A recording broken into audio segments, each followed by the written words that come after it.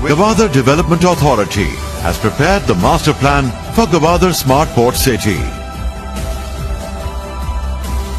The master plan incorporates progressive economic and environmental elements that set the foundation of Gwadar Smart Port City as a marvel of modern vitality and sustainable convenience. At the heart of the Smart Port City is the core element of the master plan, the Central Business District, or CBD.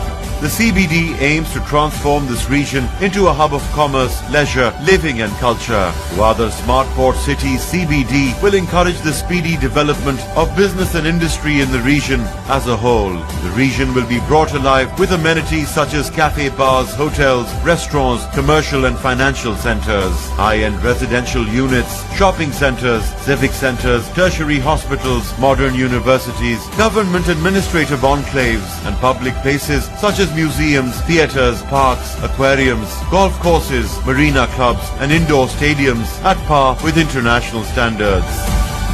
Gwadar Smart Port City is a game changer for Pakistan. The Gwadar CBD will be the economic backbone of the region.